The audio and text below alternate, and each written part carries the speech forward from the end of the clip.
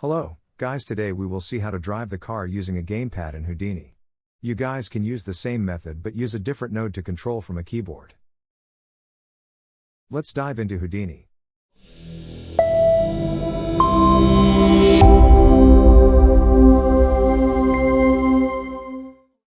Before moving forward, watch the first tutorial, how to rig the car in Houdini, then watch this one. Since I had used the old file only and done the further process, I had to use slider constraint for this one because I was just testing different types of approaches, but you can continue with the cone twist as well. You can see in the top left corner, my gamepad is visible. This will be recording my gamepad keystroke, so you guys can have a visual understanding of which key I'm pressing. So let's start. In the OBJ network, take a ChopNet node, and dive inside it. Take a gamepad node.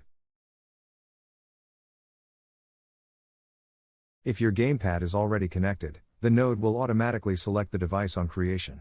I have PS5 DualSense controller.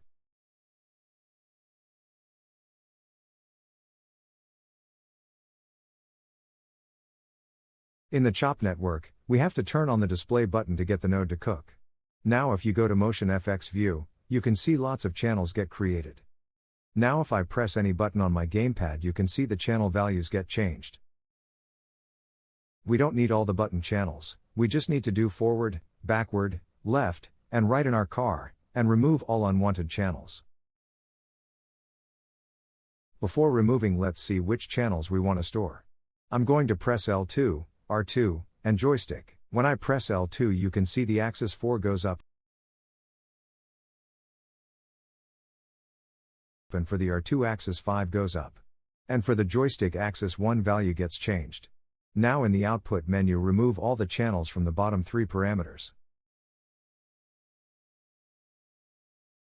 And in the joystick axis, from the drop-down menu select axis 1, 4, and 5. Now we have only 3 channels, but the problem is for the axis 4 and 5, the default value is -1.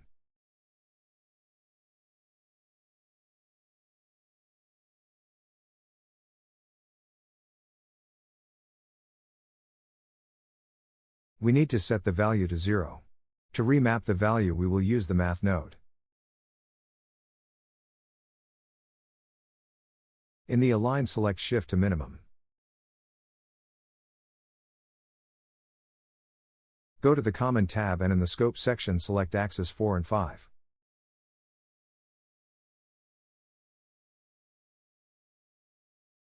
In the multAdd menu increase the post add value to 1.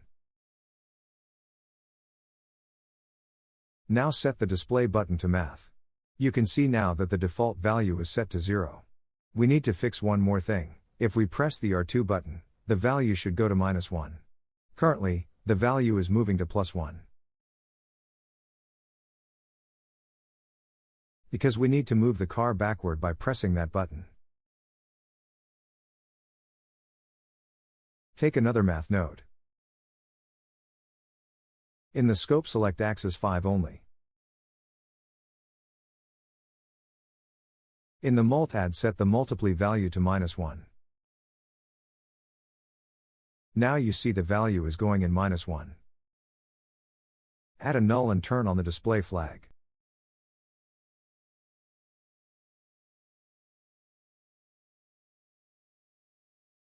Dive inside the car node. Take a null node. We need to create a few parameters to call out our chop channel values. Create 2 integer parameters and name them forward and backward.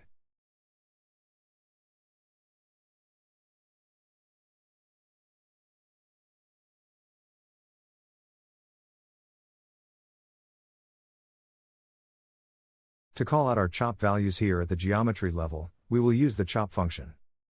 Since those are not parameters, those are channels. Write this expression. We will use the chop function, then we will call out our null node from the chop network.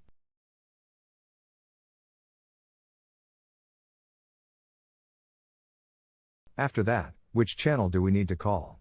In this case, for the forward movement, it is axis 4. I accidentally called the gamepad node. Please call out our null node.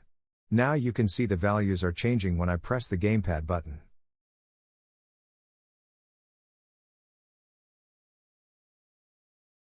Do the same thing for the backward also, but now we will use the axis 5 channel.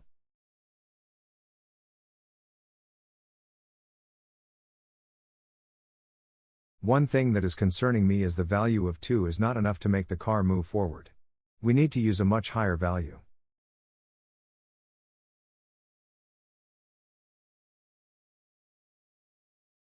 We will create another parameter that will be our gear.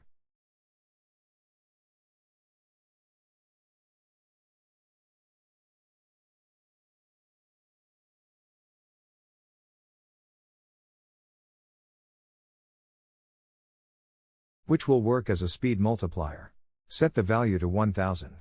Copy the parameter and paste it in the forward and backward, as a multiplier.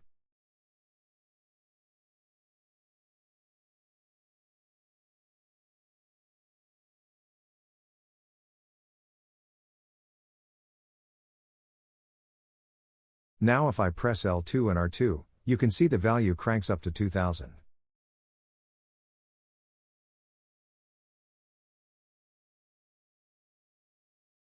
Go inside the DOP network.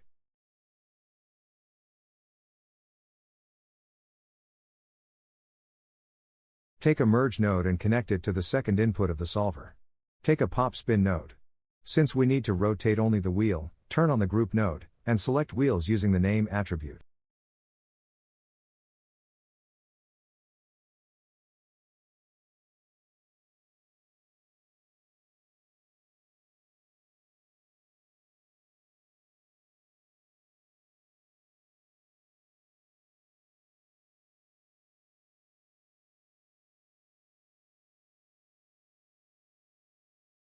Copy the forward parameter from null and paste it in the pop spin speed parameter. If we play, nothing is happening because the spin is happening on the y-axis. We need to spin the wheel in the x-axis. Set the x-axis value to 1.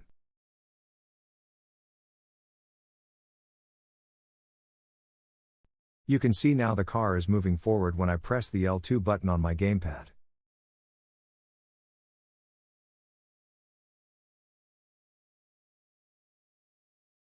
Duplicate the spin node, this will used for the backward.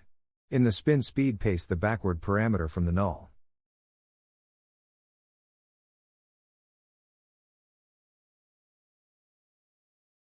Now the problem is if we connect both the spin nodes using merge, only one will work because of the merge node configuration, and I guess we can't change that. If you know anything then you can suggest me. To fix this we need to use a switch node. We will switch the connection from the CHOP network. Copy the backward chop function and paste it into the switch input.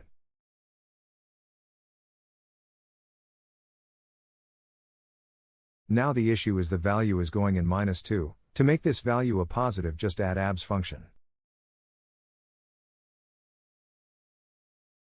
Now the value goes +2. But we have only two inputs 0, 1.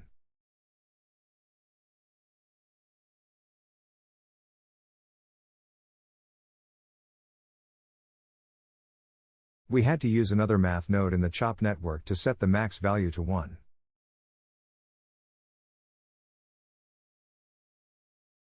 In the scope select only axes 4 and 5.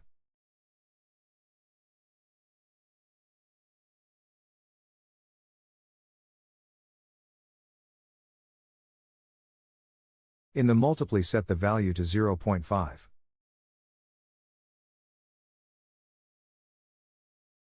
Now the max value goes to 1. If you go back to the DOP network now you can see the switch is working. Play the simulation and now everything is working fine.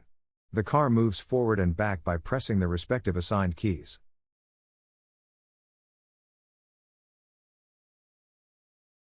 Let's increase the gear value, so we will have faster motion.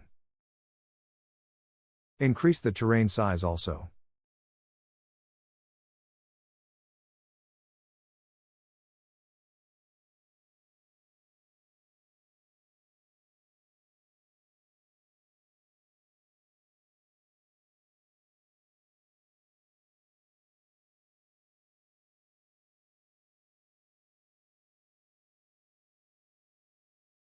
Now we need to set up the steering.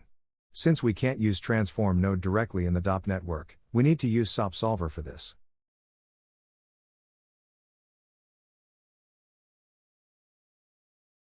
Take a SOP solver and connect it to the third input of the solver.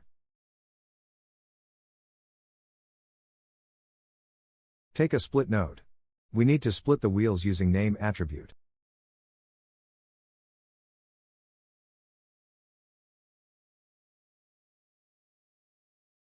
Set the group type to points.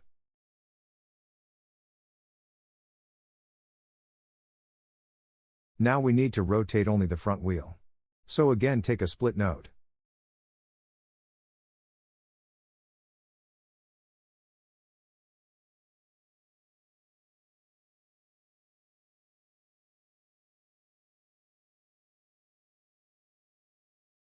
Take a for each named primitive. In the for each end node, set the piece element to points. Oh, it only takes points. In the for each end node, set the piece element to primitive again. Take a connectivity node. Set the connectivity type to primitive. In the piece attribute, write class. Reset the cache to get the correct geometry. Now take a transform node. In the pivot translate, write $CEX $CEY $CEZ.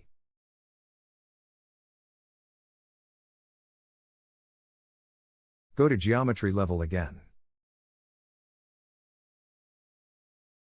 Now again, take a null node and create a float parameter.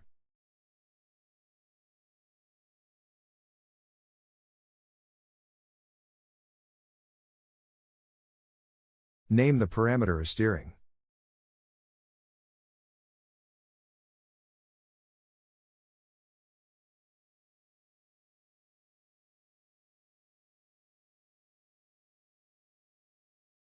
You can set the range value to -1 to 1.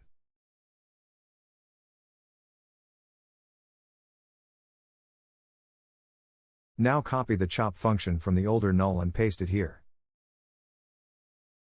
Instead of axis 5, we will use axis 1. Now if I move the handle, you can see the value gets changed.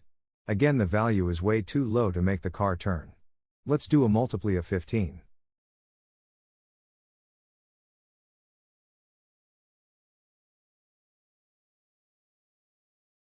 Copy this parameter and paste it into the Y rotation axis of the transform.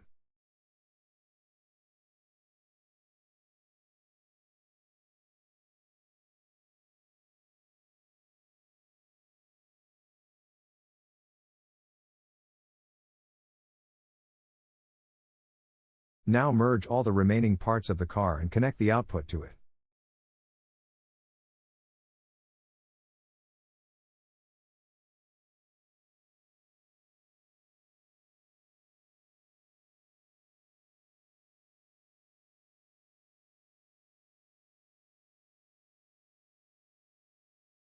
Let's drive the car using the Gamepad.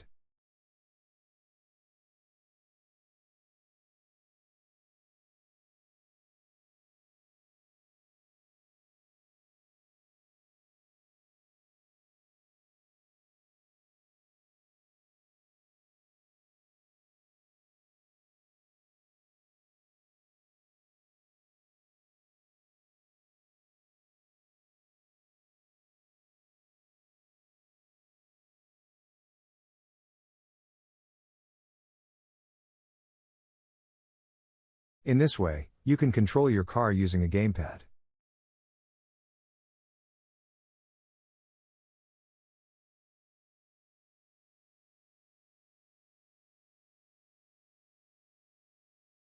You can also control your car using your keyboard.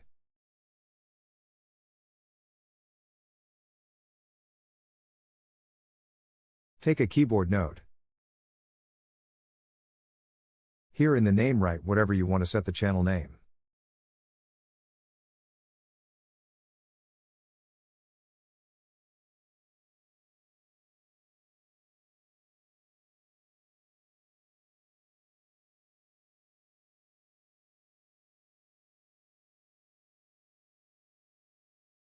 Now from the second menu select the key that you want to assign.